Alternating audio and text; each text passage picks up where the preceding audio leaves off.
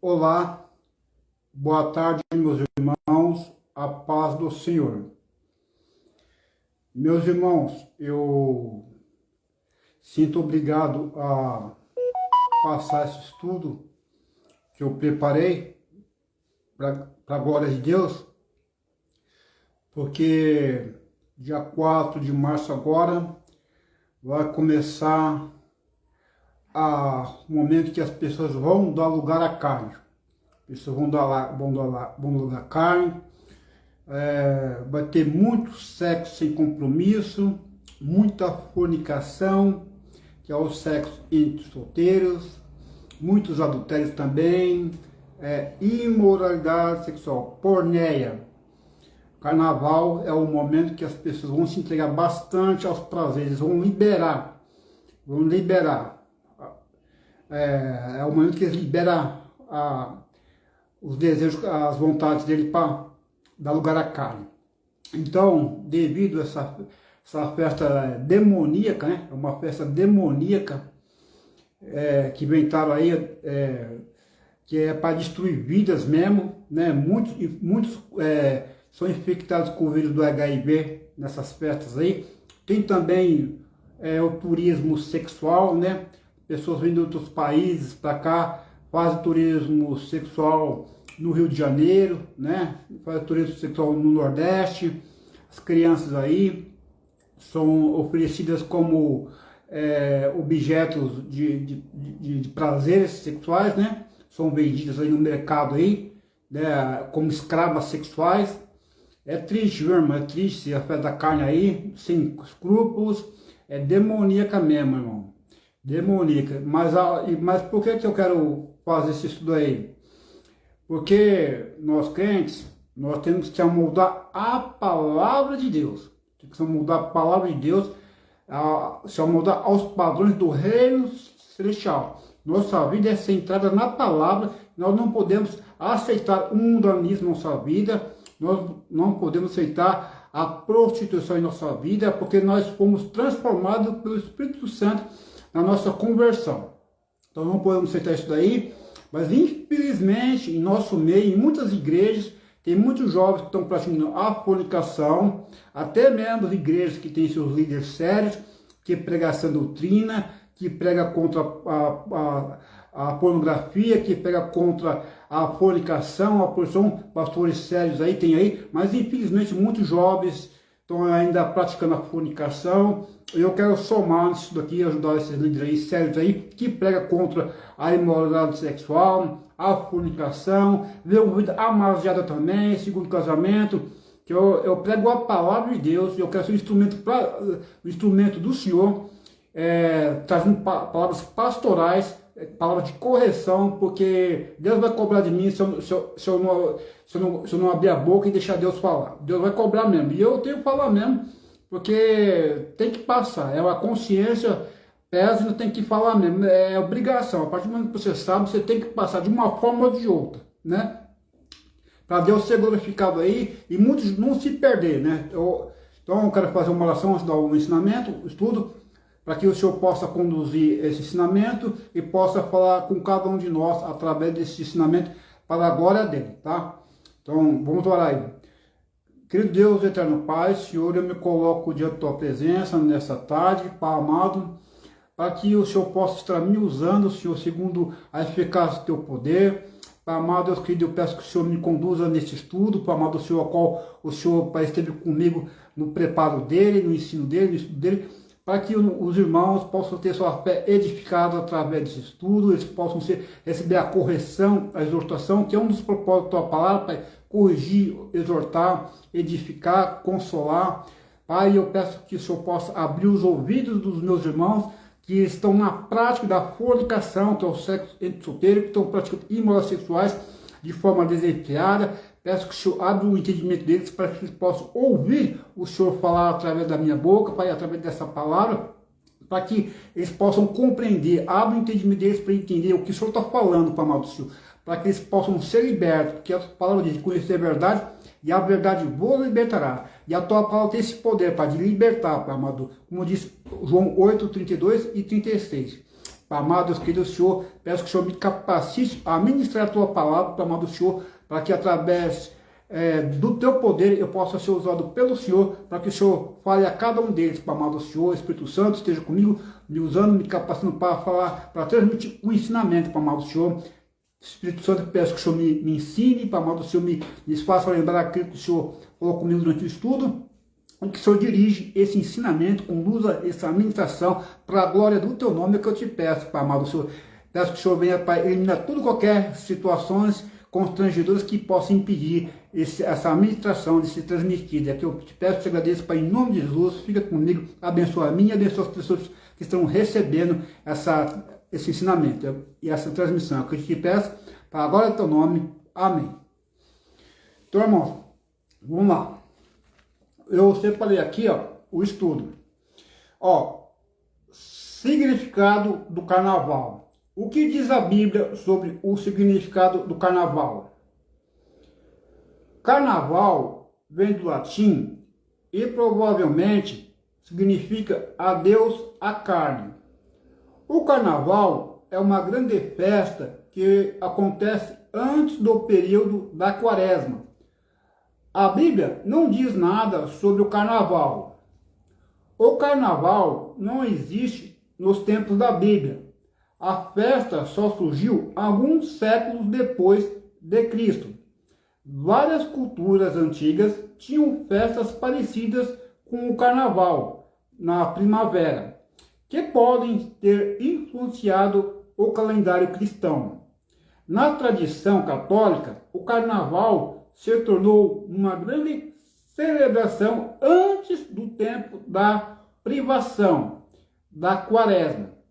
Então, quaresma é uma privação, um momento de purificação, que eles fazem um jejum para a Páscoa. Durante a quaresma, os fiéis católicos não deveriam comer carne nem fazer festas para se purificarem, em preparação para a Páscoa. Então, no dia antes de começar a quaresma, surgiu a tradição de aproveitar o último dia de liberdade, comendo, festejando e desfrutando de muitos prazeres. Esse dia ganhou o nome de carnaval. Então veja bem, seria o tipo da saideira, né? A despedida, a saideira. Então, como eles entram na quaresma, que é um momento de privação, que não podia comer carne e fazer festa, então, a quaresma era uma preparação para a Páscoa. Então, como entrar na quaresma, que ia estar na privação, então um dia antes da quaresma, eles aproveitavam o máximo, que é carnaval, adeus à carne. Então aproveitavam o máximo, porque não podia aproveitar na quaresma. Então aproveitar o máximo, entrar tipo num jejum. Então aproveitar o máximo. Então aí surgiu carnaval. Então a palavra carnaval significa adeus à carne, tá? Então é o tipo da saideira, né? Já que vamos entrar na quaresma, vai poder, então vamos dar saideira. Então aproveita o máximo. Então tá aí, irmão, esse adeus à carne aí, que é o quarto de cinzas, que é o jejum, né, que se fala.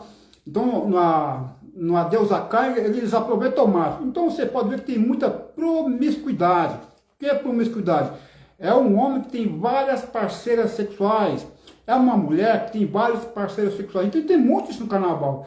Eu já presenciei eu fui numa igreja, lá no centro da cidade, um tempo atrás, e eu estava lá, estava lotado na cidade lá de pessoas, e eu não sabia que essa confusão toda, o metrô ia estar lotado. Eu estava no ponto lá, um monte de gente lá, de repente sentou um rapaz, tinha uma menina, uma moça perto, uma jovem, assim, em pé, na minha frente, o jovem olhou para ela, o jovem só fez assim para ela, ó. Ela foi lá, começou a agarrar e se beijar ali. Era carnaval. E tá demais, demais. E o homem se fantasia de mulher é uma coisa horrorosa, mano. Então eu vou dar continuando aqui.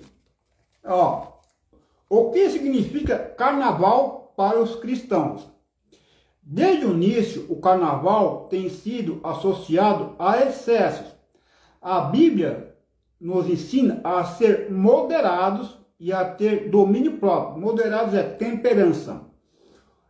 O carnaval também é usado como desculpas para praticar imoralidade sexual. fazendo coisas que em outros dias não seriam aceitáveis. Né? Como é carnaval, então podemos aproveitar, é isso que o povo fala. Né? Mas a Bíblia não. Só que isso é uma desculpa para pecar. A Bíblia nos avisa que fica sempre longe. A Bíblia nos avisa que é ficar sempre longe da imoralidade sexual. 1 Coríntios 6, 19. Então a Bíblia nos avisa a ficar sempre longe da imoralidade sexual. 1 Coríntios 6, 18, 19. É esse texto que eu vou estar trazendo no estudo. Depois, futuramente, se Deus preparar, eu vou passar outros estudos que estão incluídos aqui. A ideia por trás do carnaval é que podemos cometer excessos e fazer coisas erradas nesse dia, porque nas semanas seguintes vamos nos purificar. Isso é falsa religiosidade que não vem do coração. Mateus 15, 8, 9. Que é Mateus 15, 9, que fala assim, que do coração procedem maus pensamentos, prostituição, adultério, obras da carne. Que isso é falsa realidade que não vem do coração. Quem realmente tem o seu coração transformado por Jesus, não quer pecar mais. O pecado desagrada a Deus todos os dias. Carnaval não é exceção. Então, o pecado desagrada a Deus todos os dias. Carnaval não é exceção para pecar. Então, quer dizer, tem que fugir sempre do pecado. Então, carnaval não é exceção para pecar. Então, inventar essa festa do carnaval como desculpa para pecar. Né? Festa demoníaca inventada por os homens aí. O crente precisa ter muito cuidado durante o carnaval. A tentação para pecar pode ser muito grande, mas a Bíblia diz que não há sempre uma forma de fugir da tentação. Mas a Bíblia diz que há sempre uma forma de fugir da tentação. 1 Coríntios 10, 12, 13. Se Deus permitiu, eu vou passar esses estudos aqui. Tá? Eu vou passar por o estudo agora. Vamos lá.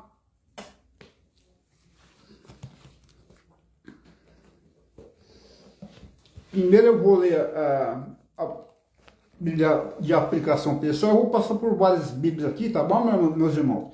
Eu vou dar um máximo. Ó, a parte que eu quero ler é 1 Coríntios capítulo 6, versículo 16 ao 18. Do 12 até o 20. Então, Coríntios é uma cidade da Caia. Coríntios é uma cidade grega, uma província romana, mas é da Grécia. É uma cidade da Caia. Atenas era a principal cidade da Grécia, que é a capital hoje, né? Atenas. E Corinto era uma cidade da Caia, ali na Grécia.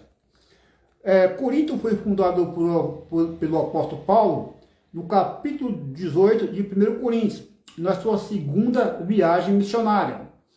Ali ele encontrou Priscila e Áquila, que eram judeus, assim como ele, que estavam ali. Priscila e Áquila fugiu de Roma, porque o imperador Augusto o imperador Cláudio, havia expulsado os judeus de lá por causa de confusão e tumulto. Aí Priscila e Áquila trabalhavam com construindo tendas, e o apóstolo Paulo encontrou eles ali. Eles são crentes, e aí eles são cristãos, e ali eles começou a trabalhar junto, construindo tendas. Construir tenda era uma segunda profissão que os meninos judeus tinham, né? Eles cresciam. A profissão do apóstolo Paulo era advogado, mas como eu falei, os meninos cristãos sempre tinham uma outra profissão que eles aprendiam. Então, como o apóstolo Paulo ele deve ter se expulso pela família, por ele confessar ser cristão, então ele foi sobreviver construindo tendas, porque provavelmente alguém não queria dar emprego para quem era cristão, né? Era muito preconceito. Então foi nessa segunda viagem missionária, no capítulo 18 de 1 Coríntios. A primeira carta aos Coríntios foi escrita em 55 depois de Cristo, em Éfeso. O apóstolo Paulo estava 3 anos em Éfeso. Aí no finalzinho dos 3 anos escreveu 1 Coríntios em 55 depois de Cristo. A carta de Coríntios foi escrita para resolver vários problemas. Então, uma carta de correção. Tem mais problemas aí, eu não vou entrar em detalhes, mas muitos problemas tinha muitas perguntas que o Coríntios fez, mas um dos principais problemas é imoralidade. Ó, tinha divisão também, tinha orgulho, arrogância, tinha pessoas que eram mais leais aos líderes, lealdade ao líder, estava gerando orgulho. Por exemplo, eu sou de Paulo, eu sou de Apolo, eu sou de Pedro. Então tinha assim muito orgulho. Então, Priscila e Áquila encontrou o apóstolo Paulo lá em Éfeso. Ali em Éfeso, ali, que depois Paulo e Priscila e Áquila foram para Éfeso. E ali Priscila e Áquila encontrou o Apolo. Apolo era um homem eloquente que dominava com precisão as escrituras. Apolo, ele era de Alexandria, do Egito. E aí, só que ele não conhecia o batismo do Espírito Santo, tá? Em 1 Coríntios capítulo 18. E ele enviou Apolo para Coríntios para ajudar o pessoal. E ele ajudou muita pessoa lá, um excelente assistente, ajudou muito com o conhecimento dele e provava pela palavra de Deus, convencendo os judeus lá que Jesus era o Messias. Então ajudou muito no trabalho lá, era um homem eloquente, que tinha falado muito bem. Na Alexandria tinha uma das maiores bibliotecas, um homem muito eloquente, um homem estudioso. Hoje seria assim, um dos maiores teólogos da atualidade, né? O apóstolo Paulo também era um grande teólogo, né? Também fala muito bem, ele estudou na escola de Gamaliel,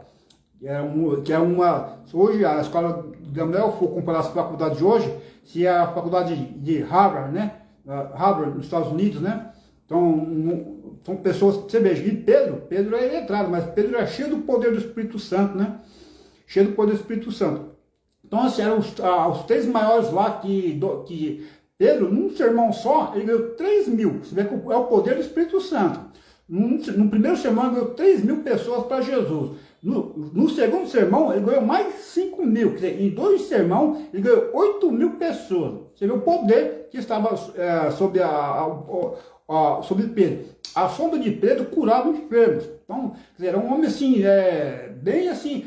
Aí o que acontece, o problema também que acontece hoje em dia é que muitos membros idolatram pastores, tá? Tem isso também, idolatram pastores, idolatram ministério, idolatram pastores. É o que aconteceu aqui em Coríntios, tinha muito assim, esse negócio de lealdade ao pastor, você deve obedecer ao seu líder, mas você tem que ser centrado no Senhor, tá? Sua vida centrada no Senhor. Respeita o seu líder, obedece. Mas assim, você tem que obedecer mais a palavra do que o seu líder. Não pode obedecer mais a Deus do que aos homens. Se você perceber que ele não está de acordo com a palavra, a Bíblia não fala que você tem que obedecer, não. Você tem que ir fazendo igual aos brilhantes, examinando todo dia para ver se as coisas são assim, tá? É o que a palavra de Deus diz. Então eu vou passar aqui. Então é isso daí. Então, e aí, vamos lá, passa aqui. Então, aí, e também lá em Corinto tinha a Acrópole. Na alto da Acrópole tinha lá o templo da deusa Atena, tinha o templo também do deus Apolo e tem o templo do deus Assépio. O deus Assépio, o deus grego, era o deus da cura. E a deusa Afrodite é a deusa do amor e do sexo. E o templo da deusa Afrodite empregava 1.000 sacerdotisas, 1.000 prostitutas sacerdotisas que trabalham no templo. Então era uma tentação muito grande ali para os coríntios. Era uma cidade muito promissora. E hoje em dia, Corinto também era uma cidade portuária. Tinha o porto de Cencreia, tinha outros portos lá, e tinha o Istmo, que era um canal onde os navios passavam lá. E fazia fronteira com o mar Egeu, e para transportar mercadorias para o Mediterrâneo. Então, que se veja bem, Corinto era uma cidade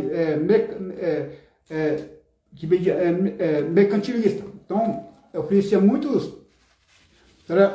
Era uma cidade muito grande, tinha 250.000 habitantes nessa época, tá? Então tinha tinha muito teatro, tinha o Bema, tinha pessoas que faziam oradores profissionais, tá? Agora deixa eu passar uma coisa aqui que eu quero passar lá sobre Coríntios. Ó, eu passei aqui umas informações aqui, ó. Megatemas, lealdade, explicação. Os coríntios se organizavam em torno de vários mestres e líderes da igreja, Pedro, Paulo e Apolo. Essas lealdades levaram ao orgulho intelectual e criaram um espírito de divisão na igreja. Nossa lealdade aos líderes humanos ou a sabedoria humana nunca deve dividir os cristãos. Devemos zelar por nossos companheiros crentes, nunca contender com eles. Nossa submissão deve ser a Cristo. Deixe-o liderar sua vida. Então aqui, ó, nossa submissão deve ser a Cristo. Deixe-o liderar sua vida. Ah, agora aqui mais outra coisa aqui. Imoralidade. Paulo recebeu um relatório dos pecados sexuais na igreja de Corinto. As pessoas se tornaram indiferentes à imoralidade, outras tinham concepções errôneas a respeito do casamento. Devemos viver de forma moral, guardando nosso corpo para servir a Deus o tempo todo. Os cristãos nunca devem assumir compromissos com ideias e práticas pecaminosas. Não devemos nos misturar com as pessoas ao nosso redor. Você deve estar à altura do padrão da moralidade de Deus. Sede santos, porque eu sou santo.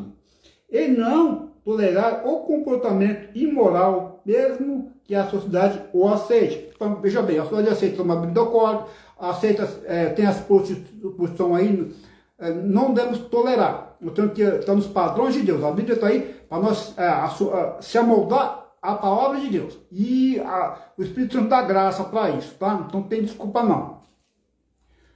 Agora aqui, liberdade. Paulo ensinou a liberdade de escolha em práticas que não eram expressamente proibidas nas Escrituras. Alguns crentes sentiam que certas ações, como comer carne de animais usados em cerimônias pagãs, eram formas de associação com a corrupção. Outros se sentiam livres para participar sem sentir que haviam pecado. Somos livres em Cristo, porém não devemos abusar de nossa liberdade cristã, sendo insensíveis ou não, considerando os outros. Nunca devemos encorajá-los a fazer algo que pense que será errado, apenas por já termos feito, desde que o amor dirija o seu comportamento. Aqui é o seguinte, era um sacrificado a carne a Deus, aos ídolos, na adoração aos ídolos, ali, era sacrificado a carne aos ídolos. E o que sobrava da carne que era oferecida aos ídolos era vendido no mercado. Então, assim, como estava vendendo no mercado, então não tem problema comer. Aí já perdeu o sentido. Só que alguma pessoa está com ser culpada porque ela vinha de lado que era sacrificada aos ídolos. Então, é isso que está acontecendo. Então, nesse sentido. Vamos lá? Adoração. Paulo tratou da questão da desordem na adoração. As pessoas estavam participando da ceia do Senhor sem primeiro confessar seus pecados. Existia um abuso dos dons espirituais, uma confusão sobre o papel das mulheres na igreja. A adoração deve ser realizada corretamente e de uma maneira organizada. Tudo o que fizermos para adorar a Deus deve ser realizado de um modo digno de sua mais alta honra. Certifique-se de que a adoração seja harmoniosa, útil e edificante para todos os crentes. Então a carta de 1 Coríntios também é para organizar aí, sabe? Organizar. É o que está acontecendo hoje em dia. Hoje nas igrejas tem muita divisão, tem divisão de líderes aqui, tem divisão, tem facções dentro da igreja, tem imoralidade, tem gente de todas as etnias, tem pessoas mais elevadas, tem os pobres. Então, tem muitos atritos. Podemos ver que tem um lugar aqui na Bíblia do apóstolo Paulo, acho que é lá em Colossenses, que fala que tinha lá uma pessoa que era de Cita. Cita é um pouco ao sul da Rússia. Diz que o comportamento dele é semelhante a animais. Então ele ganha pessoas, você imagina, já acabou de chegar, então tem uns hábitos ainda deles ainda, era o tipo dos esquimós ali, o comportamento deles lá, né? Então assim, com pessoas assim, era com pessoas, comparado a pessoas não civilizadas. Então tem que ter um entendimento, né? Veja bem, o apóstolo Paulo era pastor nessa igreja, então ele amou muito essa igreja e inclusive tem o escrito mais bonito da Bíblia que muitos acham, que é o capítulo 13 de 1 Coríntios, né? O amor. É um dos mais bonitos aí que as pessoas acham aí do texto da Bíblia, né? E o apóstolo Paulo é um pastor que ele se preocupou com a igreja. E foi um pastor que realmente ele amava aquela igreja lá, né? Foi para corrigir aquela igreja lá. Não era fácil, tinha que amar mesmo.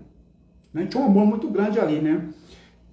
Se alguém entristeça, como que não vou entristecer? Quer dizer, ele estava tão unido com o pessoal que quando alguém caía em pecado, ele sentia assim, indignado da pessoa que fez o homem pecar, né, da heresia, e ele sentia mal com a pessoa que pecou, tão unido que ele estava com a pessoa. Né? Então muitas vezes o líder tem um relacionamento muito estreito com a pessoa, e ela vê que a pessoa foi enganada pela heresia lá, né? Tinham oradores profissionais também ali. Então, ressurreição. Ressurreição é o capítulo 15 de 1 Coríntios. Algumas pessoas negavam que, a 1 Coríntios, na verdade, era a segunda carta de Coríntios. A primeira carta de Coríntios é uma carta que ele escreveu, que está no capítulo 5 de 1 Coríntios, que era para falar para os coríntios, para eles não se associar com pessoas imorais dentro da igreja.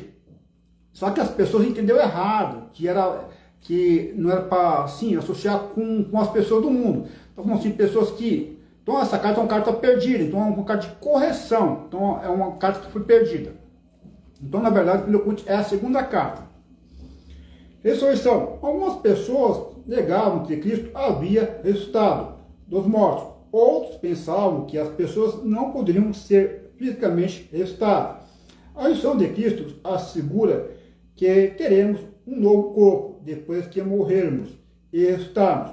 A esperança da ressurreição é o segredo da confiança cristã. Uma vez que ressuscitaremos, nossas vidas não é em vão. Devemos manter-nos fiéis a Deus hoje, sabendo que passaremos a eternidade com Cristo. Os verdadeiros cristãos não se misturam. Uma coisa que eu passo aqui. Todos os cristãos, em sua primeira carta, o apóstolo Paulo alertou todos os cristãos para serem cuidadosos, não se misturarem com o mundo e aceitarem seus valores e estilo de vida. Então alertou a não se misturarem com o mundo e aceitarem seus valores e estilo de vida. Devemos viver centrados em Cristo, inculpáveis, vivendo no amor que faz diferença para Deus. Tá? Então, vou pegar aqui. Vamos lá. 1 Coríntios 6. Diz aqui, capítulo 12. 6, 12. Os nossos corpos são membros de Cristo. Todas as coisas me são lícitas, mas nem todas as coisas convêm. Esse aqui era um lema corinto, para eles poderem pecar. Aí só que o apóstolo Paulo refuta esse lema. Todas as coisas me são lícitas, mas nem todas convêm. Viu? Era um lema corinto, que falando todas as coisas eram lícitas. Aí o apóstolo Paulo refuta, mas nem todas convêm.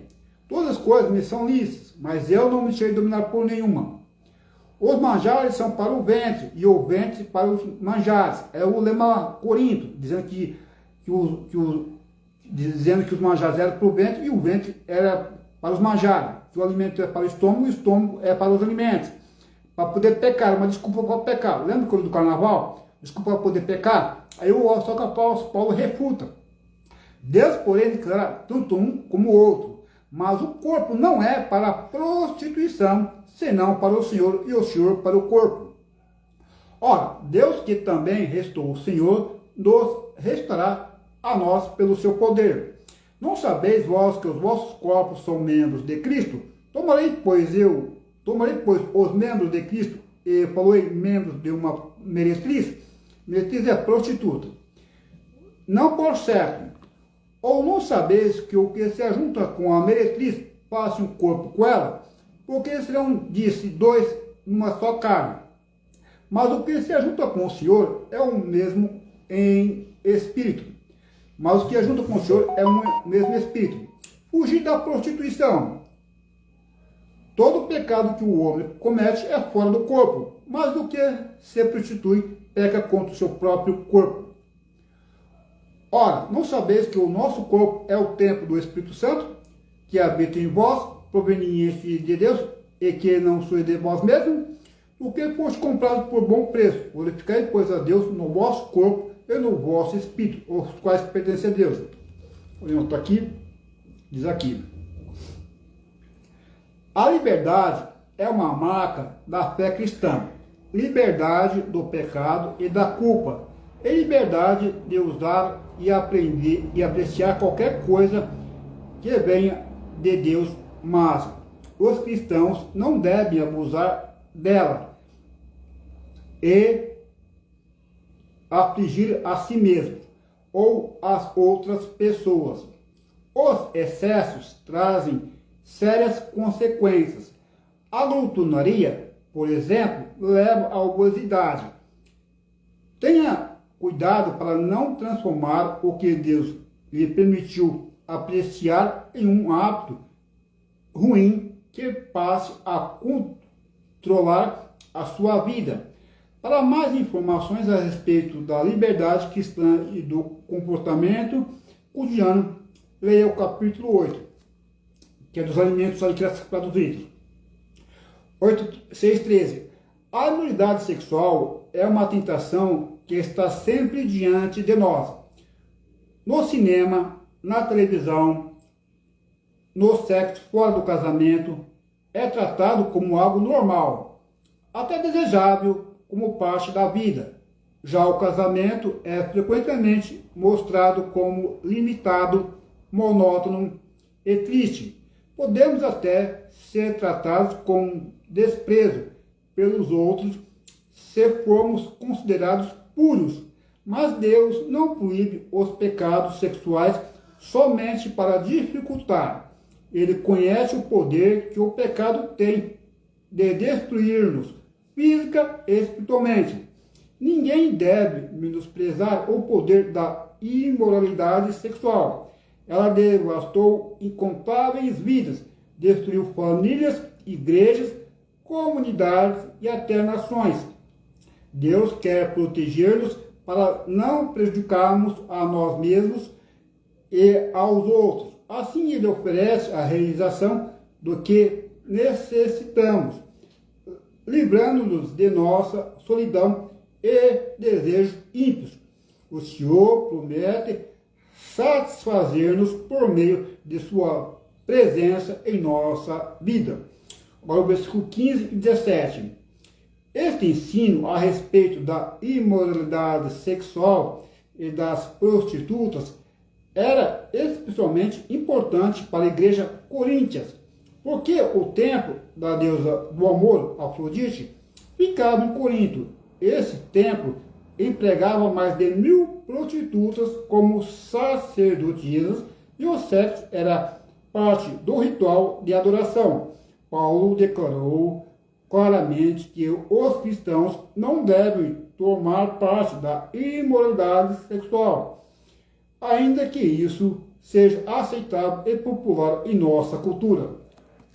Olha aqui, versículo 18. Os cristãos são livres para ser tudo o que puderem para Deus, mas não estão livres de Deus. O Senhor criou o sexo para ser um belo e essencial ingrediente do casamento, mas o pecado sexual, a prática de sexo fora do casamento, sempre fere alguém. É uma atitude que magoa a Deus, porque mostra que preferimos seguir nossos próprios desejos a colocar-nos sob a direção do Espírito Santo. Fere também os outros, porque viola o comprometimento tão necessário a um relacionamento sadio. Além disso, frequentemente traz doenças às pessoas, ainda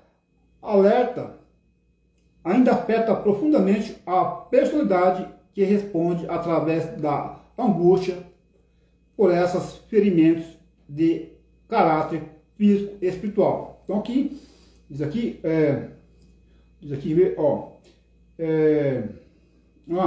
o 19 e 20. O que Paulo quis dizer quando mencionou que o nosso corpo pertence a Deus?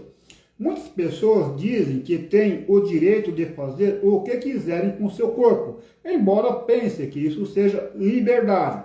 Então, estão na realidade escravizados por seus próprios desejos.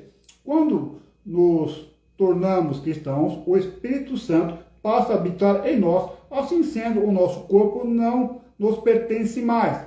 O fato de Deus ter nos comprado por bom preço alude à nossa condição de escravos adquiridos em um leilão.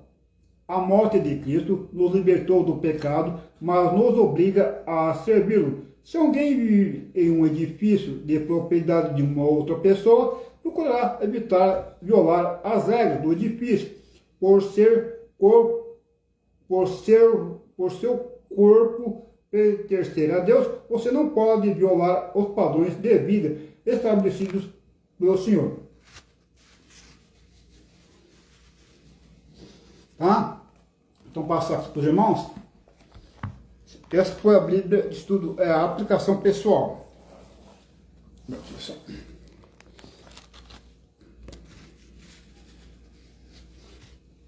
Vou pegar aqui a Bíblia NA Nova Almeida utilizada. Pessoal, talvez eu dê uma passada aqui para os lugares, tá? Vamos lá? Ó, o versículo 12 até o 20. Ó, imoralidade sexual e restrição do corpo. Alguns dentre os cristãos coríntios estavam servindo-se de prostitutas, alegando que apetites corporais eram questões indiferentes para os cristãos, assim como eram aparentemente para todos os demais. Paulo lembra que o corpo dos cristãos é um só com o Cristo ressurreto e que, na forma ressurreta, o corpo do cristão será eterno. Que os cristãos fazem com seu corpo agora, portanto, é importante. Todas as coisas me são lícitas. Esta citação indica tratar-se provavelmente de um lema comumente usado pelos coríntios. Os alimentos são para o estômago. Provavelmente outro lema coríntio. Os coríntios haviam adotado a ideia proveniente da cultura ao seu redor, de que o corpo pode ter tudo o que deseja. Paulo sabe que os desejos humanos estão contaminados com o pecado, que usa esses desejos a fim de dominar a pessoa para o seu próprio propósito maligno. Romanos 6, 12, 16, 2 e o 7, 5. Vamos uma olhadinha lá? Romanos 6, 12.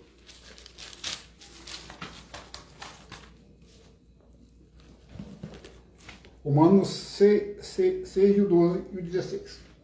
Diz aqui. Portanto, não permite que o pecado reine em seu corpo mortal, fazendo com que vocês obedeçam às suas paixões.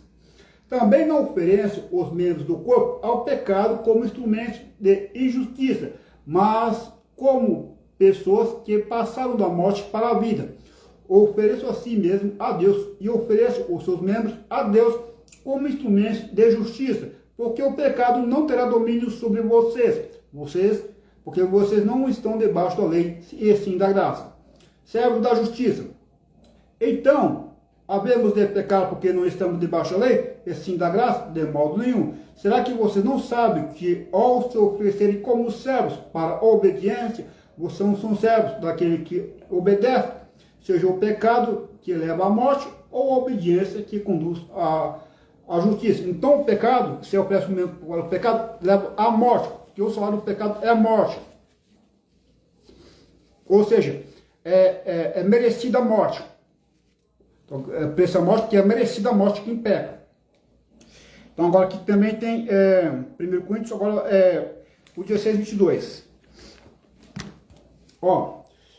Será que vocês não sabem que ao serem como servos para a obediência, vocês são servos daquele a quem obedecem, seja do pecado que leva à morte ou da obediência que conduz à justiça? Mas graças a Deus que, tendo sido escravos do pecado, vocês vieram a obedecer de coração a forma de doutrina a quem foram entregues. Uma vez libertados do pecado, foram feitos servos da justiça. Falo em termos humanos, por causa da limitação de vocês. Assim como ofereceram os seus membros para que fossem escravos da impureza e da maldade, que leva à maldade, assim ofereçam agora os seus membros para que sejam servos da justiça para a santificação.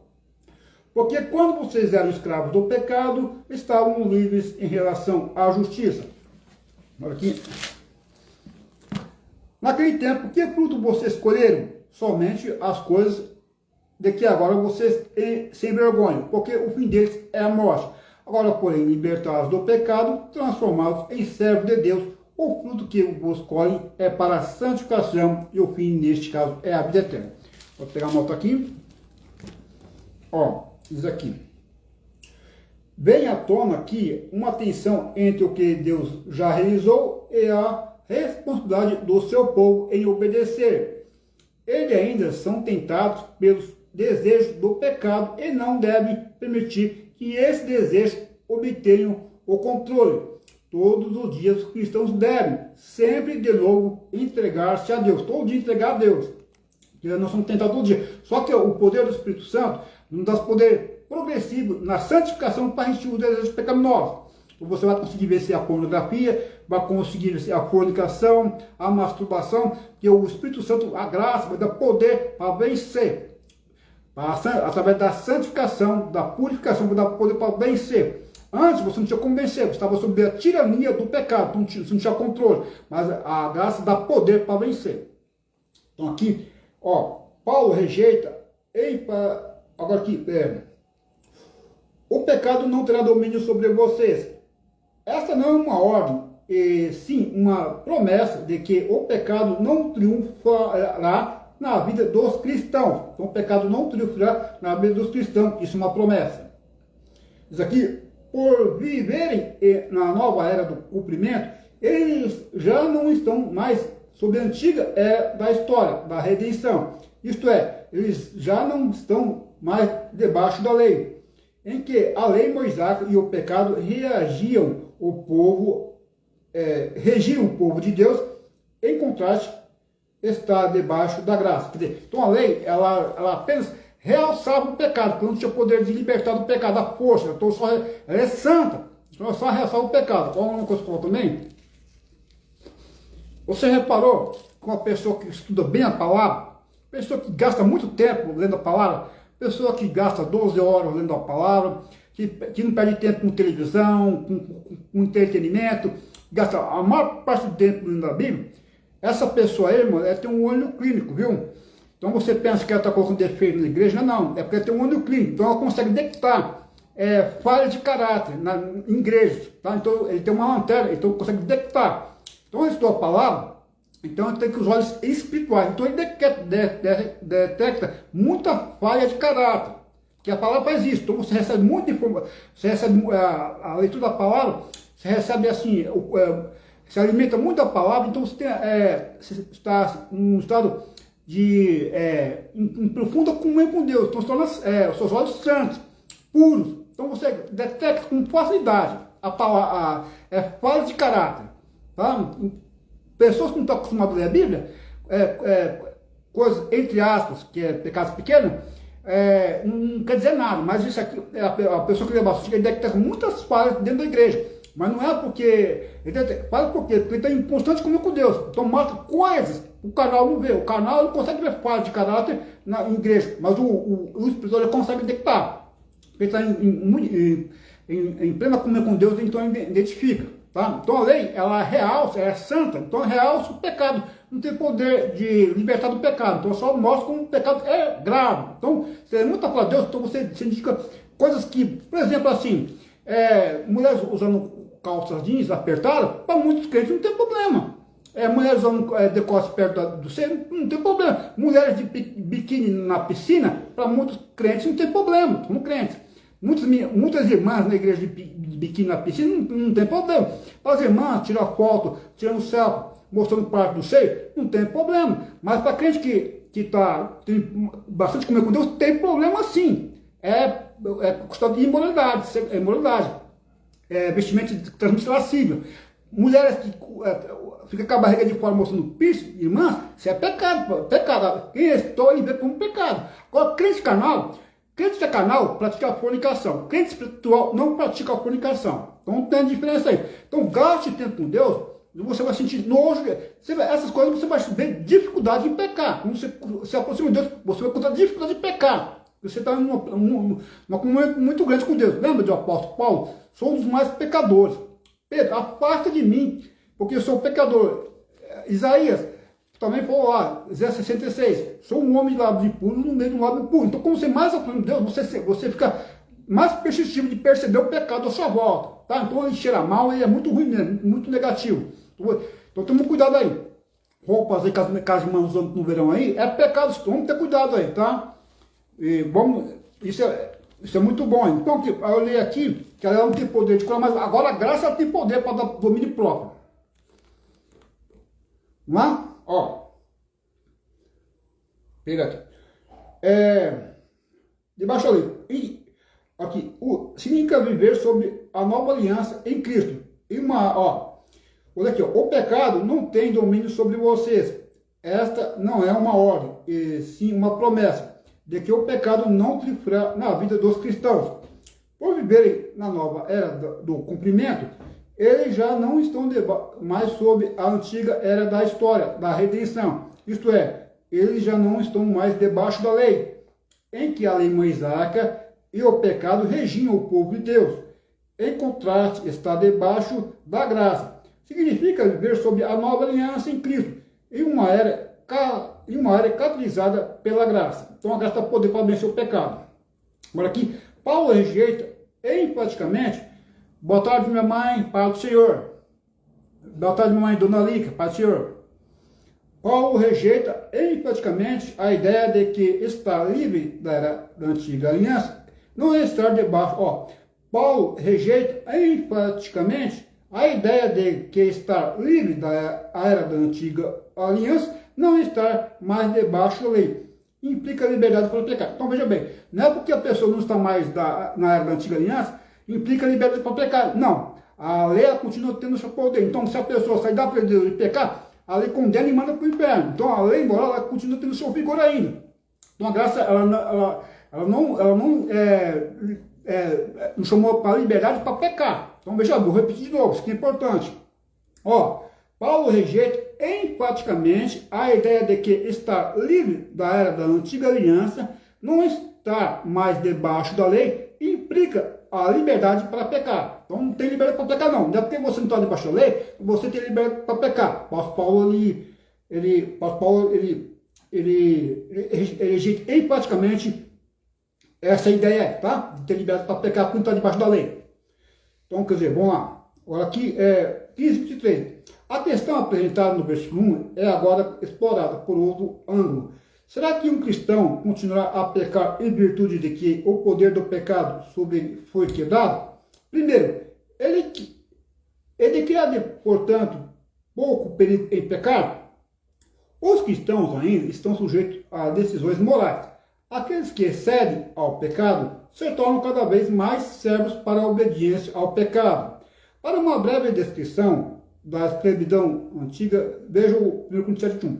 Esse tipo de atividade leva, por fim, à morte, o que não significa que crentes genuínos podem efetivamente perder a sua salvação, e sim que pecar os leva nessa direção para longe da plena alegria da vida com Cristo.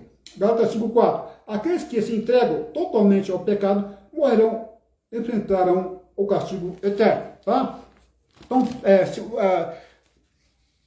Então veja bem, o pecado continua conosco, mas você pode escolher não pecar, ou permitir que o pecado peque. Então, só que a graça dá poder para vencer.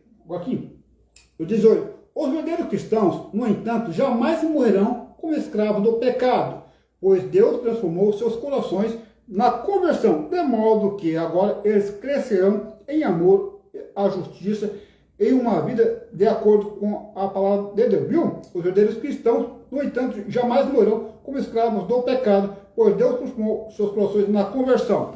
Então, a conversão é metanoia, transformação. O Espírito Santo que nos transforma, nos regenera, deixa o caráter de Cristo, santidade. Então, a santidade é ter o poder de neutralizar o poder do pecado sobre nós. Então, a santidade dá força para vencer o pecado. Pornografia, masturbação, sexo sem compromisso, ela vai dar poder para vencer. A graça desse poder de transformar. Então, você vai ter força, você vai ter o quê? O domínio próprio, a temperança, vai ter a mansidão, vai ter o autocontrole. Então, você vai conseguir vencer pecados sexuais. Então, a graça tem esse poder para vencer, tá? Então, não tem desculpa. Vamos voltar para cá. Faltou uma parte aqui.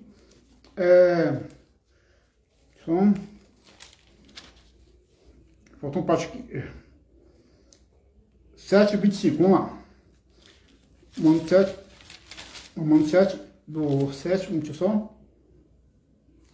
7:24. Diz aqui. Que diríamos então? Que a lei é pecado? De modo nenhum. Mas eu não seria conhecido o pecado a não ser por meio da lei. Porque eu não teria conhecido a cobiça se a lei não tivesse dito, não cobice. Mas o pecado, aproveitando a ocasião dada pelo mandamento, despertou em mim todo tipo de cobiça. Porque sem lei o pecado está morto. Houve um tempo em que, sem a lei, eu vivia. Houve um tempo em que, sem a lei, eu vivia. Mas, quando veio o mandamento, o pecado reviveu e eu morri. Verifiquei que o mandamento que me havia sido dado para a vida, essa se tornou um mandamento para a morte. Porque o pecado, aproveitando a ocasião dada pelo mandamento, me enganou e por meio do mandamento me matou. Assim a lei é santa e o mandamento é santo, justo e bom. Então aquilo que é bom se tornou morte para mim? De modo nenhum. Pelo contrário, o pecado, para mostrar-se como é pecado, por meio de uma coisa boa, causou minha morte. A coisa boa é a lei e o mandamento. A fim de que, pelo mandamento, o pecado mostrasse toda a sua força de pecado. Então, a lei ela realça a malignidade do pecado. Porque bem sabemos que a lei é espiritual, eu, porém, sou carnal, vendido à escravidão do pecado. Porque nem mesmo compreendo o meu próprio modo de agir, pois não faço o que prefiro, e sim o que detesto. Ora, se faço o que não quero, concordo com a lei que é boa. Neste caso, quem faz isso já não sou eu, mas o pecado que habita em mim. Porque eu sei que em mim, isto é, na minha carne, não habita bem nenhum, pois o querer o bem está em mim, mas não o realizá-lo. Porque não faço o bem que eu quero, mas o mal que não quero, esse faço. Mas se eu faço o que não quero, já não sou eu quem o faço, e sim o pecado que habita em mim. Assim, contra essa lei, quando quero fazer o bem, o mal reside em mim. Porque, segundo o homem interior, tenho prazer na lei de Deus. Mas vejo nos meus membros outra lei que guerreando contra a lei da minha mente.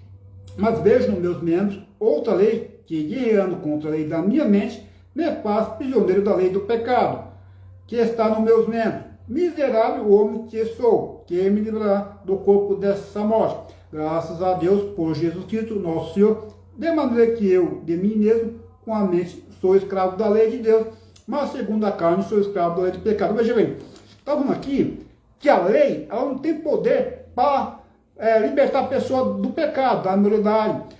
Mas agora, a graça, ela tem poder. Está no capítulo 2. Nenhuma condenação há para aqueles que estão em Cristo Jesus, que não anda segundo o conselho da carne, mas segundo o conselho do Espírito. Então, o que tem o Espírito Santo tem domínio para vencer. Já a lei, ela só realça, tá? Só que a lei, ela está aí mostrando que o pecado é maligno. Então, você tem que dar a palavra. Tem muitas coisas aqui, vamos lá pegar aqui, ó. 7, né? Ó. A lei define o pecado e também o provoca. Confrontado pela lei, o pecado assume o caráter de rebelião de tal forma que as pessoas têm prazer em transgredir mandamentos, a fim de demonstrar a sua independência. Ó, a lei define o pecado e também o provoca. Confrontado pela lei, o pecado assume o caráter de rebelião, de tal forma que as pessoas têm prazer em transgredir mandamentos, a fim de demonstrar sua independência. Este princípio é ilustrado com o 10º mandamento, que proíbe a cobiça. Êxodo 20, 17. A proibição contra a cobiça exacerbou o desejo por aquilo que era proibido. O pecado está morto. Significa que o pecado está latente e não inexistente. Aqui, se o versículo está relacionado a Paulo, então o apóstolo está falando de sua experiência subjetiva. Se está relacionado a Adão, então se refere ao seu relacionamento com Deus antes de pecar. A proibição da cobiça estimulou o desejo ao pecado e este, por sua vez, levou à morte. O mandamento de Deus promete vida. O mandamento de Deus promete vida eterna a quem os guardar. Não obstante, eles levam à morte, mas todos violam o que Deus ordenou. Isto acontece quando o pecado engana uma pessoa e usa a lei como seu instrumento. À luz do versículo 7 e 11, Paulo afirma a santidade da lei e a bondade dos mandamentos de Deus. Se a lei não é pecado, como é que a boa lei é responsável pela morte? Paulo argumenta que a culpa é do pecado e não da lei. Através dela, o pecado é revelado em toda a sua hediondez. A lei é hediondo, pecado hediondo. A lei é vindicada como boa. A seção pode ser subdividida no versículo 14, 17, no versículo 18, 20 e 21, 25. Há um longo debate se Paulo está descrevendo crente ou descrente, embora haja bons argumentos.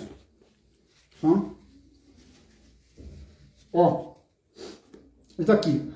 De ambos os lados, a visão é mais amplamente aceita, começando especialmente com Agostinho e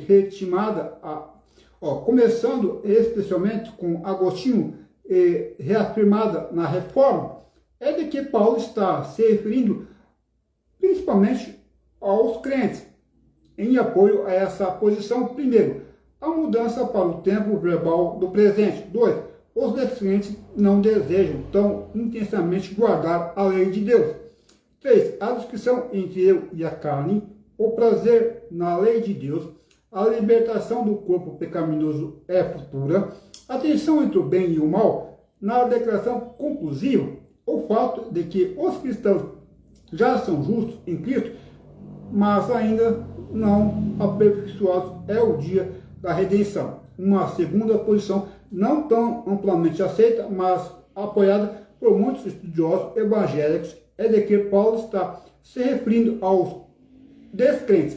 Em apoio a esta posição, primeiro, a escritura da passagem do versículo 7, 25 e 8, 1, 17, diz aqui, versículo 7 ao 25 e capítulo 8, do versículo 1 ao 17. Se encaixa com a vida dos crentes identificados em 7, 6. O Espírito Santo não é mencionado no versículo 13 e 25. Mas vou passar para lá, porque isso aqui já está fugindo do tema. Então vou mostrar aqui, tá muitas coisas que eu acabei. Diz aqui. Um minutinho só.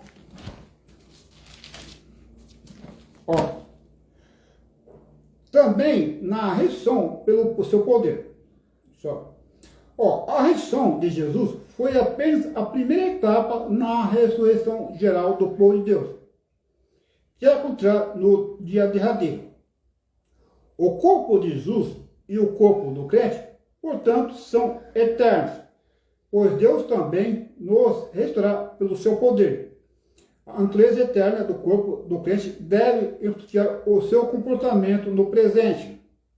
Veja bem, aqui o versículo 14, diz aqui, Deus citou o seu Senhor e também nos trará pelo seu poder. Então aqui, a ressurreição de Jesus foi apenas a primeira etapa na ressurreição geral do povo de Deus, que acontecerá no dia derradeiro.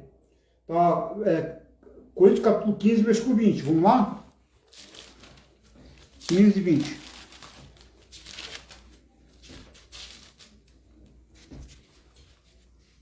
Diz aqui. Mas de fato Cristo restou dentre os mortos, sendo ele as primícias do que dorme. Essa é a primeira etapa da ressurreição. Vamos lá. Daqui, o corpo de Jesus e o corpo do crente, portanto, são eternos. 15, 42 e 19. Diz aqui. Pois assim também é a ressurreição do morto.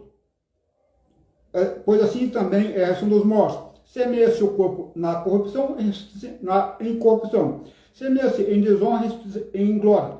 Semeia-se em fraqueza, em poder. Semeia-se o corpo natural, em corpo espiritual. Se há corpo natural, há também corpo espiritual. Pois está escrito, o primeiro homem, Adão, se tornou um ser vivente, mas o último Adão, não está escrito. Então, muito só. Ó. Pois Deus também nos traz pelo seu poder. A natureza eterna do corpo do crente deve ser o seu comportamento. Então aqui, ó. A natureza eterna do corpo do crente deve ser o seu comportamento. Porque o corpo, ele pertence a Cristo. Então você aceitou Jesus, você recebeu o Espírito Santo, então você está unido com o Espírito Santo. Só que está unido com o Espírito Santo, então o seu corpo também pertence a Cristo. Porque você vai estar com corpos glorificados. Então o seu corpo é um vaso que ele comprou no leilão, então ele pertence a Cristo. Então você não pode, então você tem que estar com honra. O corpo não é seu, você está com honra, com dignidade. Tá? Então respeita o corpo. Então o corpo é santo, é do Senhor. Ó, versículo 15. O corpo, membro de Cristo. Já em 13, Paulo deu a entender que a igreja e o corpo de Cristo e que as divisões na igreja são incompatíveis com esta verdade. Versículo 16 e 18. A unidade com Cristo é incompatível com todo e qualquer pecado. Romanos 6,6. Romanos 6,6. Sabendo isto, que a nossa velha natureza foi crucificada com ele, para que o corpo do pecado seja destruído, não seja mais escravos do pecado. Sabendo isto, que a nossa velha natureza foi crucificada com ele, para que o corpo do pecado seja destruído e não sejamos mais escravos do pecado. Ou seja, então quando você aceitou Jesus, aí você se uniu com Cristo, então o corpo do pecado foi destruído ali na cruz. Então foi destruído o poder do pecado na sua vida, foi destruído ali. Aí Deus deu graça para você vencer o pecado. Então o pecado não precisa ter domínio sobre você, não pode permitir que tenha domínio. Aqui, ó. O poder do pecado foi quebrado naqueles que creem, pois a velha natureza humana, significando que eles estavam em Adão. Então, nós estávamos em Adão, a nossa velha natureza, o poder da velha natureza foi quebrado. O poder do pecado, que é a nossa velha natureza, por exemplo, todos os pecados, nascem com pecado. Então o poder do pecado é quebrado quando você aceita Jesus, que ele é crucificado o poder dele. Então não tem mais ter poder sobre você.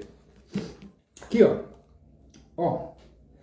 O poder do pecado foi quebrado naqueles que creem, pois a velha natureza humana foi crucificada e morta com Cristo. Eles vieram ao mundo como pecadores, com a consequência de que seus corpos eram governados pelo pecado.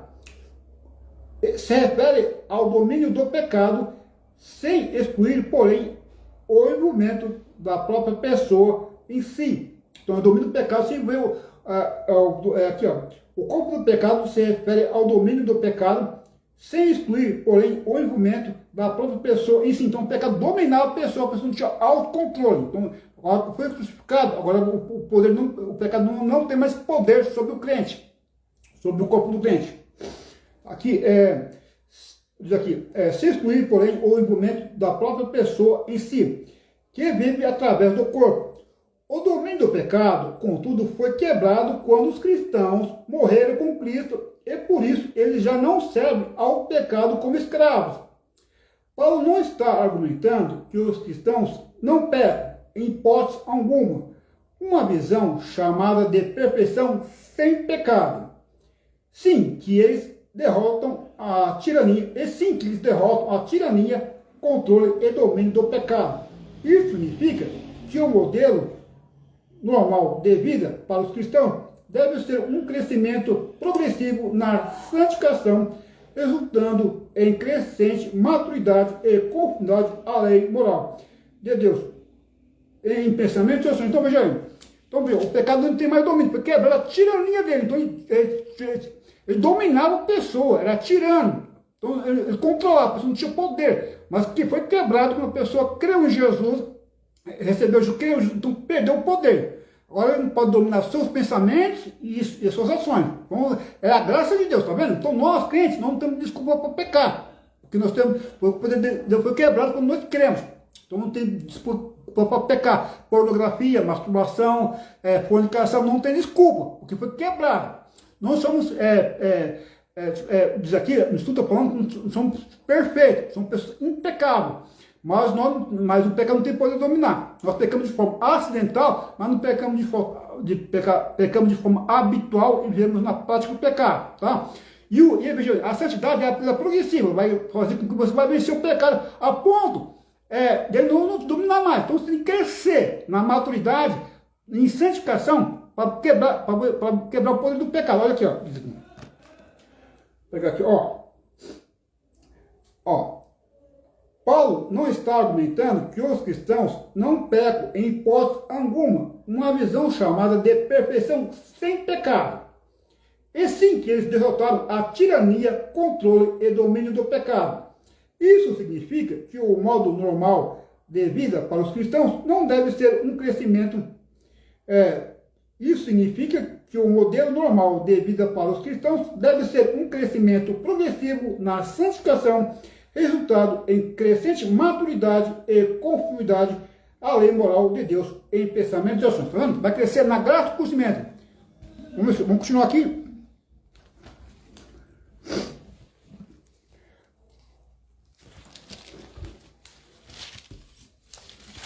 6.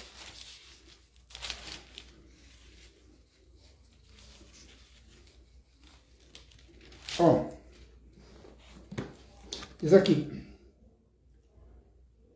Só.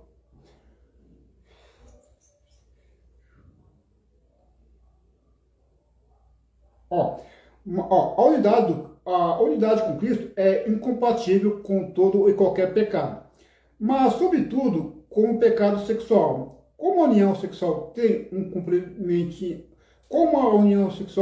componente espiritual, a atividade sexual fora do casamento é um pecado sem igual contra Cristo. 1 Coríntios 6,15. O versículo 15 está aqui.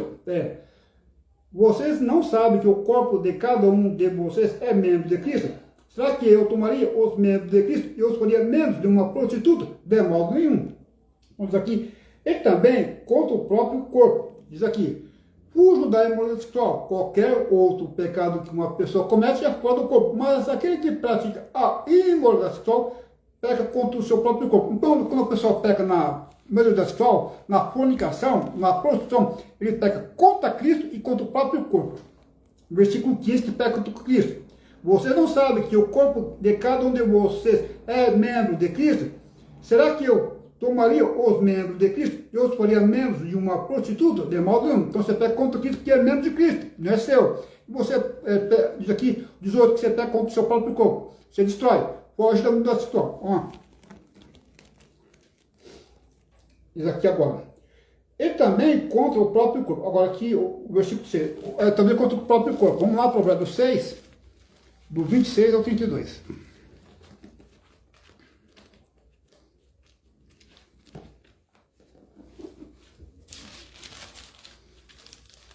Diz aqui, o máximo que se paga por uma prostituta é um pedaço de pão, mas a adúltera anda à caça de uma vida preciosa. Poderá alguém correr fogo no colo sem que as suas roupas se incendeiam? Ou andará alguém sobre brasa sem que os seus pés se queimem? Assim será o que se aproximar de uma mulher do seu próximo. Não ficará sem castigo todo aquele que tocar nela. Não se despreze o ladrão quando faminto rouba para matar a fome, pois este, ao ser apanhado, pagará 7 vezes tanto e entregar todos os bens de sua casa. Quem comete adultério não tem juízo, só mesmo quem quer arruinar-se é que pratica tal coisa. Vamos estar aqui.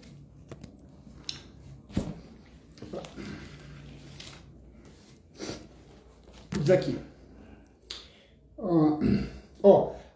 Dentro do casamento, a união sexual não somente é permitida, como também tem um significado espiritual positivo. Então, veja bem, então, o sexo no casamento ele é permitido e tem um significado positivo. Então, sexo ele só pode ser feito no casamento, ele é permitido e tem um significado positivo. Está em Gênesis 2:24. Vamos lá? Pessoal.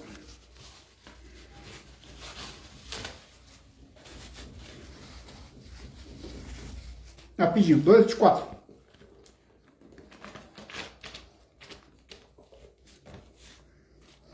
Por isso o homem deixará pai e mãe e sua mulher, tornando-se os dois numa só carne. Por isso o homem deixa pai e mãe e se une a sua mulher e tornando-se dois numa só carne. Isso aqui. Quando nenhuma companhia adequada é encontrada entre todos os seres vivos, Deus forma uma mulher com o próprio corpo do homem. O texto destaca o senso de unidade que existe entre o homem e a mulher. Adão proclama com alegria: esta afinal é o osso dos meus ossos e carne da minha carne. Essa terminologia é usada em outros trechos para parentes de sangue, que é Gênesis 29:14. Essa frase e a história da criação de Eva são um ponto que faz com que o casamento seja a mais íntima de todas as relações humanas. Também é importante observar que Deus cria apenas uma Eva para Adão, não várias Evas nem outro Adão. Isso aponta para a monogamia heterossexual, como padrão divino para o casamento, que Deus estabeleceu a criação. Além disso, o parentesco entre marido e mulher cria obrigações que até mesmo substituem o dever dos pais. Por isso o homem deixa pai e mãe e se une à sua mulher. Gênesis 2:24. No Israel antigo, os filhos não se afastavam quando se casavam, mas moravam perto dos seus pais e herdavam suas terras.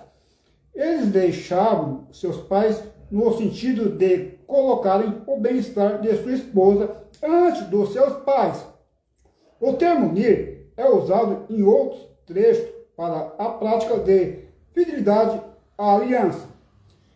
Deuteronômio 10:20. Vejam como Paulo relaciona entre textos, 1 Coríntios 16:17. Assim, outros textos podem chamar o matrimônio de aliança. Então, o matrimônio é uma aliança, e a aliança ela não pode ser quebrada, tá? Aqui, ó, Provérbios 2:17 e Mateus 2:14. Então, o casamento ele não pode ser quebrado. Vamos lá? Malaquias, Provérbios 2:17. Então, vou falar aqui uma aliança.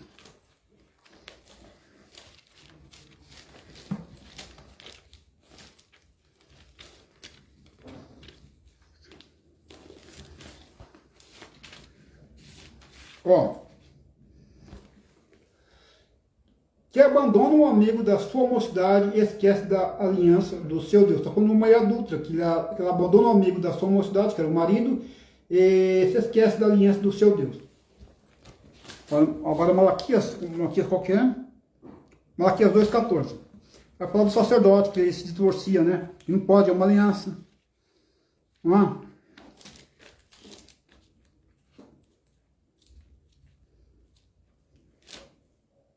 Não.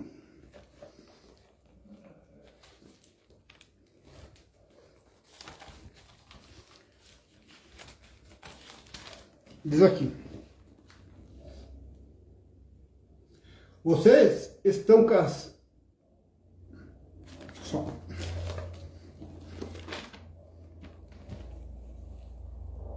É 2:14.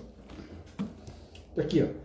E vocês perguntam por quê? Porque o Senhor foi testemunha da aliança entre você e a mulher da sua mocidade, a quem você foi fiel, sendo ela a sua companheira e a mulher da sua aliança. são casamento, matrimônio, uma aliança. A aliança não pode ser quebrada.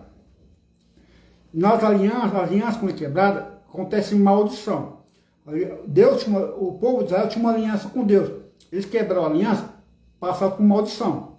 Ó, a aliança era assim, era cortado animais,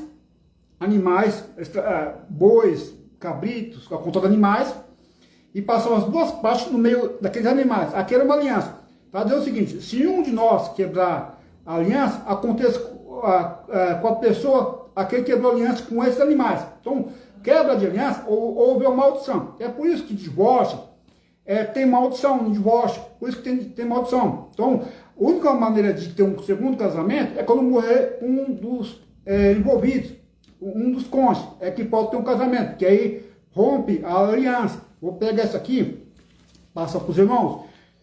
Ó, passa para os irmãos, isso aqui é importante. Romanos 7, aqui ó. Ou vocês não sabem, irmãos, pois falo aos que conhecem a lei, que a lei tem domínio sobre uma pessoa apenas enquanto ela está viva. A lei tem domínio sobre uma pessoa enquanto ela está viva. Por exemplo, a mulher casada está ligada pela lei a seu marido. A mulher casada está ligada pela lei a seu marido, enquanto ele vive. Mas se o marido morrer, ela fica livre da lei conjugal, de modo que será considerada adúltera se enquanto o marido estiver vivo, ela se unir com outro homem. Mas se o marido morrer, ela está livre da lei e não será adúltera e casar com outro homem. Porque morreu, desfez a aliança. A única forma de desfazer a aliança é morrendo o cônjuge, um dos cônjuges, tá? Vamos rapidinho aqui. Ó, estou falando de maldição, então hoje também. Aqui, ó. Tá, Efésios 5:22 também fala de deixar o homem. Vamos pegar rapidinho aqui Efésios 5:22 e 3.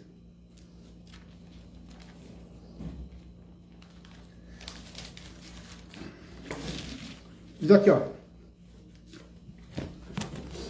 Esposas, que cada um de vocês se sujeite ao seu marido como o Senhor. Esposas, que cada uma de vocês se sujeita ao seu próprio marido como ao Senhor. Pode estar ao marido, não é ao outro homem não, é sujeitar ao marido, somente o marido, não é outro homem não. Porque o marido é o cabeça da esposa, como também Cristo é o cabeça da igreja, sendo ele próprio o Salvador. Vamos lá? Olha aqui. Fujam, Paulo também pede aos coríntios que fujam da idolatria, né? Ó, santuário do Espírito Santo, que está em vocês. O Espírito do Senhor vive dentro de cada cristão, fazendo com que o corpo de cada um seja seu templo, assim como a igreja, em termos coletivos, também é um templo onde o Espírito de Deus habita. Então, você é um templo do Espírito Santo, você é uma morada do Espírito Santo. Então, o seu corpo é a casa de Deus. Se unir ao seu Espírito, é um templo do Espírito Santo, o seu corpo, é a morada de Deus.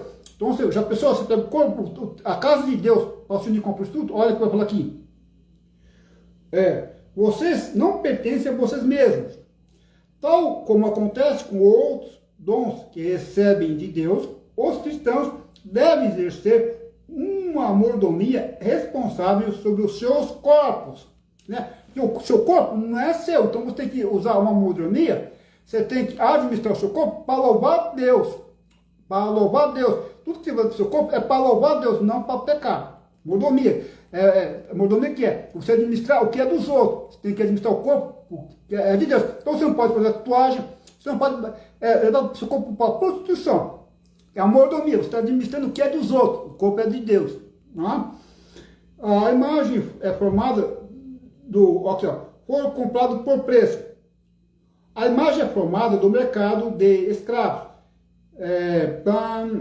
Um escravo. Vamos passar para o tópico aqui. Rapidamente.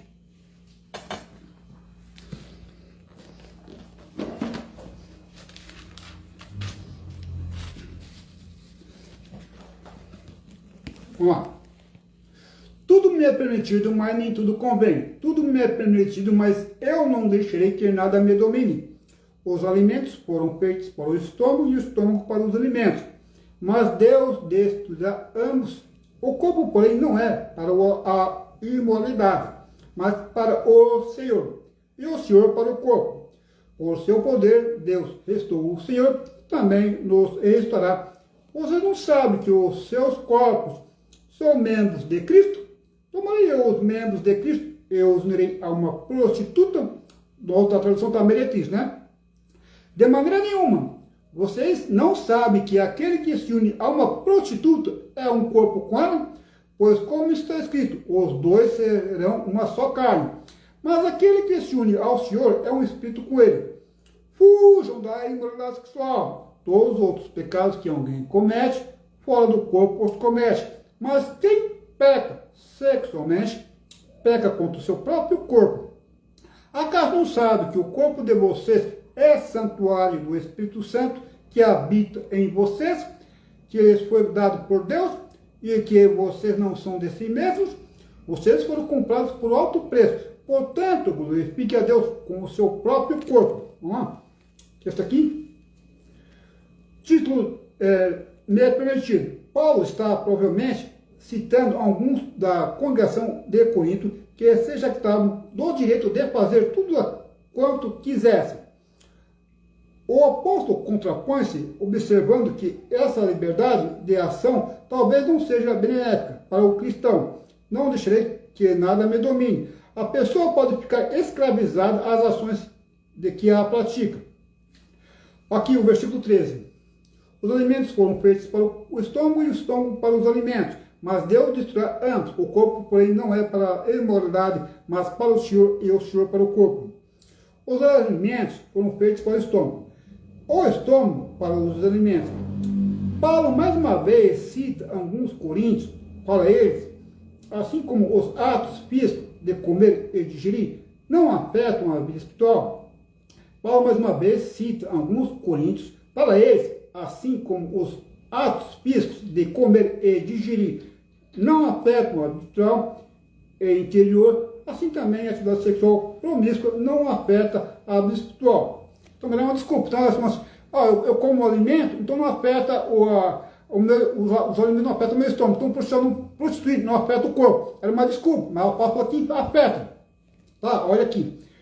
Paulo declara aqui a dignidade do corpo humano e para o Senhor. Paulo, embora reconheça que os alimentos e o estômago são transitórios, nega que não seja importante o que a pessoa faça com o corpo.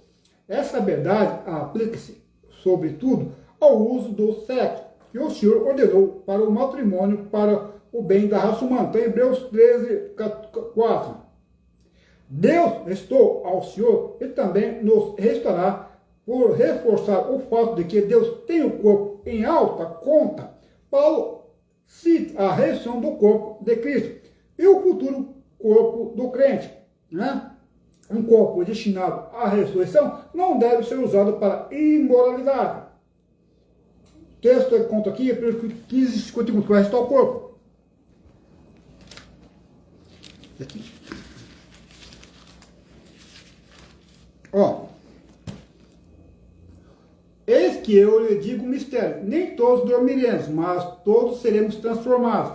Num momento, num abrir e fechar dos olhos. O som da última trombeta, pois a trombeta soará, os mortos restarão incorruptíveis e nós seremos transformados. Pois é necessário que aquilo que é corruptível, que é o corpo que é corruptível, seja visto de incorruptibilidade, vai ser glorioso, vai ser incorruptível. Quando, porém, o que é corruptível se revestir da incorruptibilidade e o que é mortal se de imortalidade, então se cumprirá a palavra que está escrita. A morte foi destruída pela vitória. Onde está a morte, a sua vitória? Onde está a morte, o seu grilhão? Agora aqui, isso aí. Agora vou pegar o 16, 18.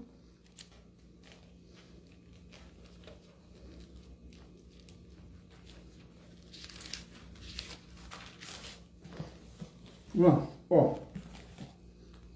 Pois, dada a ordem com voz do arcanjo, o ressoar da trombeta de Deus, o próprio Senhor descerá dos céus e os mortos em Cristo e os mortos em Cristo restarão primeiro. Depois nós, ou se tivermos vivos, seremos arrebatados com ele nas nuvens, para o encontro com o Senhor nos ares.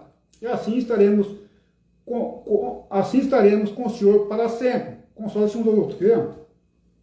O próprio Senhor, arcanjo, o único arcanjo que recebe o nome na Bíblia, Miguel. Que restaurarão primeiro, antes da ascensão dos crentes, mencionados no versículo seguinte. Os que estiverem vivos, arrebatados. O único lugar do Novo Testamento que um arrebatamento... Então, outra coisa aqui. Vamos lá,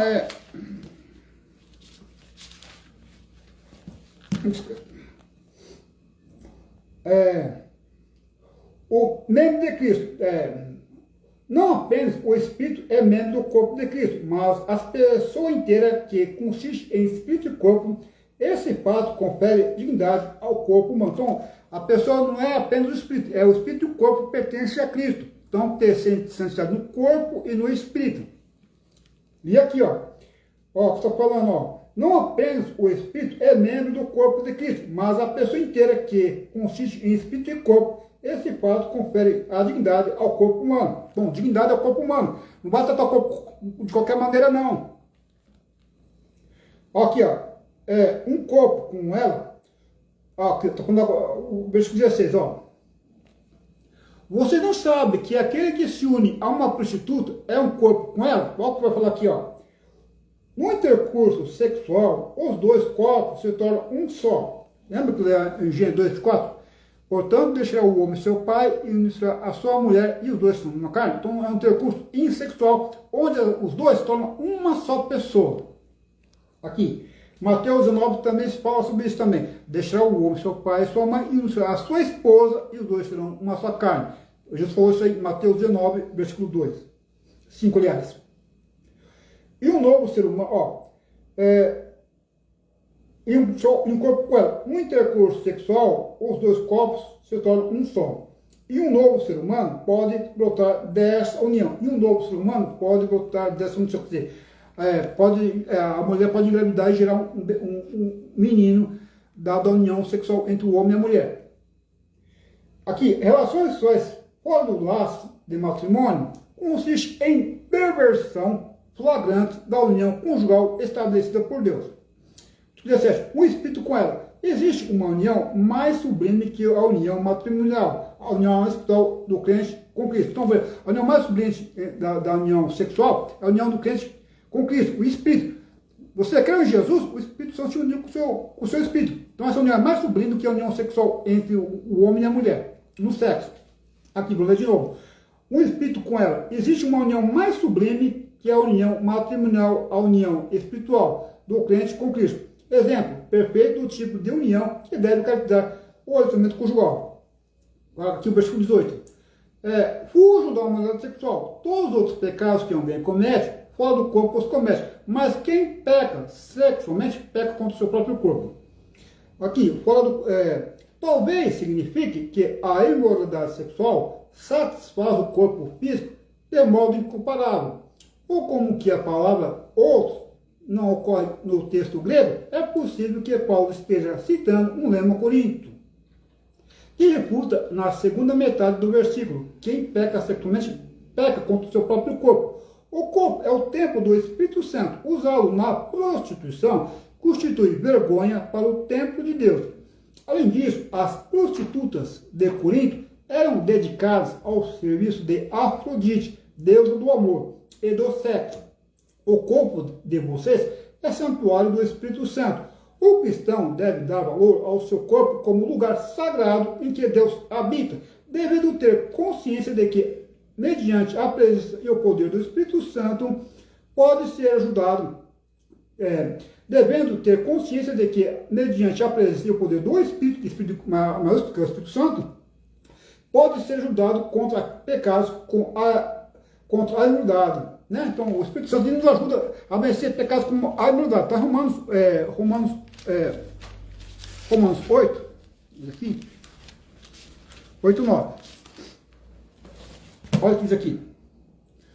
Entretanto, vocês não estão sob o domínio da carne, mas do Espírito, se de fato o Espírito de Deus habita em vocês. Então, o Espírito Santo Ele vai dar força para você vencer o domínio da carne. Inclusive, para o domínio da carne, vamos passar um negócio aqui.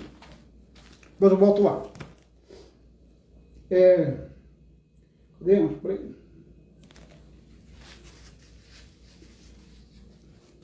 Ó.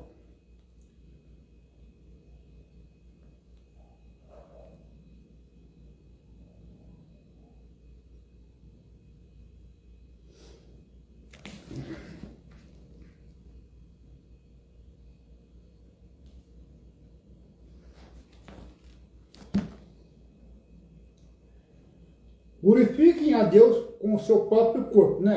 Agora vou pegar uma coisa aqui, antes de passar para lá, o Espírito Santo dá poder para vencer a carne, né? Estamos no carnaval, então vou pegar só aqui o Gálatas, para ter uma ideia. Vê?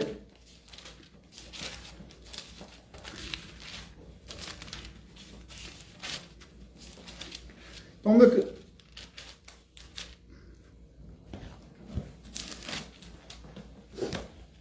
vida é pelo Espírito. Então o Espírito Santo dá poder para você vencer o domínio da carne no seu corpo, para você não ceder o domínio da carne.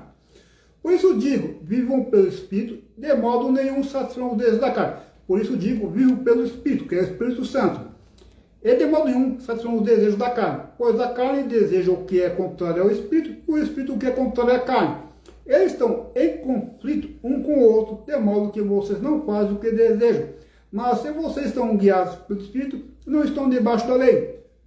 Ora, as obras da carne são manifestas: imoralidade sexual, impureza, libertinagem, idolatria, feitiçaria, ódio, discórdia, ciúmes, ira, egoísmo, dissensão, facções, inveja, embriaguez, outras coisas falam, bebedeiras, aqui, orgias e coisas semelhantes. Eu os advirto, como antes já os adverti, que aqueles que praticam essas coisas não herdarão o reino de Deus.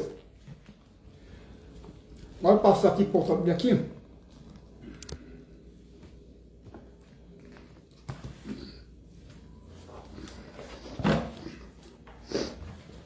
Ó. Todas as coisas me são lícitas, mas nem todas convêm. Todas as coisas me são lícitas, mas eu não serei levado sob o poder de nenhum. Os alimentos são para o ventre e o ventre para os alimentos. Mas Deus destruirá tanto um como os outros. Olha, o corpo não é para fornicação. Ó, na aplicação, a Bíblia estudo, a aplicação pessoal, está escrito que é meretriz. Na Bíblia de NVI, está falando que é prostituição. Então tem uma Bíblia que fala meretriz, outra fala prostituição, e aqui está falando fornicação. Então são traduções diferentes. Ó, os alimentos são para o ventre e o ventre para os alimentos, mas Deus destruirá tanto um como os outros. Ora, o corpo não é para a fornicação, que é a prostituição e meretriz está falando, mas para o Senhor e o Senhor para o corpo. E Deus, que estou o Senhor, também nos traz pelo seu próprio poder. Não sabeis vós que os vossos corpos são membros de Cristo? Tomei eu, então, o membro de Cristo, e deles faria menos de uma prostituta? De modo algum. Ou não sabeis que aquele que se junta com uma prostituta é um corpo, porque os dois, diz, eles serão uma só carne. Mas o que se junta com o Senhor é um só espírito. Fugir da fornicação, que é fugir da prostituição. Aqui está fornicação. Todo o pecado que fornicação é sexo entre solteiros. Sexo antes do casamento. Adultério é sexo extraconjugal. Fornicação é sexo entre solteiros. Aqui, fugir da fornicação. Todo pecado que o homem comete está fora do corpo. Mas o que comete fornicação peca contra o seu próprio corpo. Ou não sabeis que o vosso corpo é templo do Espírito Santo, que está em vós, proveniente de Deus, e que não sois de vós mesmos, porque foste comprado por um preço. Portanto, glorificai a Deus no vosso corpo e no vosso espírito, os quais pertencem. Então você foi comprado num leilão, você é um escravo. Então o seu corpo pertence a Jesus, comprou com o sangue dele. Então não podemos fazer o que nós quisermos com o corpo. Ó, tem uma coisa aqui. A resposta de Paulo a este lema, que é aqui, ó, o livro aqui é esse aqui, ó. Deixa eu ver, eu quero que vocês prestem bem atenção. Qual que é o lema? Todas as coisas me são lícitas. Esse que é o lema. Todas as coisas são lícitas. Aí aqui, ó. Paulo cita um lema aparentemente usado pelos coríntios imaturos. Todas as coisas me são lícitas. para introduzir uma série de exortações enfatizando o tema dominante da carta. A liberdade cristã deve ser limitada por aquilo que é proveitoso para o Senhor. Então a liberdade cristã deve ser limitada para aquilo que é proveitoso para o Senhor. Então, quer dizer, limitado para aquilo que é proveitoso para o Senhor. Então use o seu corpo para glorificar a Deus. Apresenta o seu corpo como sacrifício vivo, santo e agradável a Deus. Não para uma prostituta. Então o corpo é para louvar a Deus. Não é para desonrar ele, não. Estou falando aqui, ó. Liberdade cristã deve ser limitada por aquilo que é proveitoso para o Senhor. Então, o Senhor chama de liberdade, não é para entregar o corpo para a prostituição. É para louvar a Deus, para glorificar Deus com o nosso corpo. A resposta de Paulo a este lema é que os cristãos de Corinto não pertenciam a si mesmos. Eles eram corpos do Senhor. No mundo romano, corpo geralmente denotava um escravo que pertencia a um dono ou senhor. Fazendo um jogo de palavras, Paulo diz que o corpo não foi feito para imoralidade sexual. Na verdade, o corpo é escravo do Senhor. Nosso corpo é escravo do Senhor porque ele comprou. Nosso corpo é escravo do Senhor, ele pertence ao Senhor. Quer dizer, tem dono no nosso corpo tem dono, é do Senhor. Por exemplo, o escravo naquela época, tinha muitos escravos naquela época lá. Por exemplo, assim, na cidade do Corinthians, era 250 mil habitantes, e tinha 400 escravos lá. Então, os escravos eram comprados. Então, o corpo do escravo pertencia ao dono dele, o senhor dele. Nosso corpo foi comprado pelo sangue de Jesus, então pertence ao Senhor. Então, nós não somos libertos do Senhor para fazer o que nós quisermos. Então, tá? Ó, na ressurreição, Deus destruirá muitos desejos carnais. Então, por que se deixar escravizar por esses agora? Olha aqui o versículo 15 e 17 que diz aqui, ó. Não sabeis vós que os vossos corpos são membros de Cristo? Tomarei eu, então, os membros de Cristo e deles farei membros de uma prostituta de modo algum. Ora, não sabeis que aquele que se junta com uma prostituta é um só corpo? Porque os dois, eles serão só uma carne. Então, a pessoa se une com a prostituta, eles se tornam um membro da prostituta, porque se tornam um corpo com ela. Então, se tornam um membro da prostituta. Aqui, ó. Paulo chamou os cristãos de Corinto a se lembrarem da singularidade e santidade de sua união com Cristo. Nesse contexto, as palavras serão uma carne se referem a tornar-se um só corpo com uma prostituta. Nesse contexto, as palavras serão uma carne se referem a tornar-se um só corpo com uma prostituta, por meio de relações sexuais. Então, tornar-se uma carne é tornar-se um só corpo com uma prostituta, por meio de relações sexuais. A conclusão disso, no versículo 17, é que o estarem unidos ao Senhor, os cristãos jamais devem se unir com as prostitutas. Então, por você estar unido com o Senhor, você não jamais pode se unir com prostitutas, porque o seu corpo ele pertence a Deus, então está unido com o Senhor. Então, quando você vai se unir com um prostituto, você vai levar Jesus para se unir com a prostituta. Aí está falando. O versículo 18 e 20. Fugir da fornicação. Todo pecado que o homem comete está fora do corpo, mas o que comete fornicação peca contra o seu próprio corpo. Ou não sabeis que o vosso corpo é o templo do Espírito Santo, que está em vós, proveniente de Deus, e que não sois de vós mesmos, porque foste comprados por um preço. Portanto, glorificai a Deus no vosso corpo e no vosso espírito, os quais são de Deus. A imoralidade sexual é única entre os pecados por ser uma transgressão contra o corpo. A imoralidade sexual é uma entre os pecados por ser... A imoralidade sexual a imoralidade sexual é única entre os pecados por ser uma transgressão contra o corpo, atacando assim a santidade da sagrada união do cristão com Cristo, selada pelo Espírito Santo que está em vós, e também a unidade do santo matrimônio. O ponto é que os corpos dos cristãos não são vasos santos, comprados por um preço, pelo Filho de Deus. Por essa razão, os cristãos não têm o direito de fazer com o seu corpo tudo aquilo que desagrada ou não glorifique ao Senhor. Então, o cristão não tem direito de fazer tudo aquilo que desagrada ao Senhor, que desagrada ou não glorifique ao Senhor, que desagrada ou não glorifique ao Senhor. Então, não posso, tá? Então, isso aí, tá bom, irmãos? Vou fazer uma oração para terminar aqui. Obrigado a minha mãe. Deus abençoe a senhora aí, por ter participado desse estudo aí. Vamos uma hora para encerrar.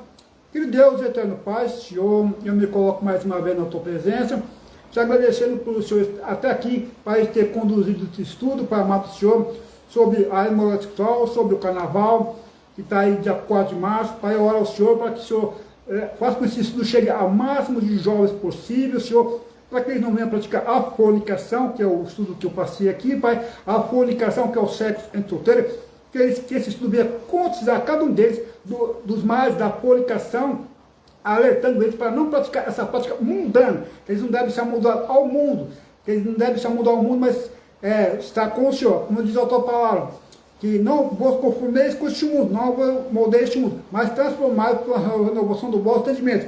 Então, ora ao Senhor que faça que esse ensinamento alcance o máximo de jovens possíveis, para que eles não venham se entregar à fornicação, não só no carnaval, mas em todos os dias do ano. Peço ao Senhor que o Senhor proteja cada pessoa da fornicação, da prostituição, do adultério, Pai amado do Senhor, que eles possam crer no Senhor, ser fortalecidos através do progresso espiritual, através da maturidade, santidade, para poder vencer os desejos carnais. Porque a palavra diz que o pecado não vai ter domínio sobre nós, quando nós cremos em Jesus. Nosso corpo pecado é crucificado na cruz, esse é o poder para vencer. Ora para o Senhor que fortalece os meus irmãos aí, para eles vencerem a fornicação, para amar o Senhor, que é o sexo entre solteiros.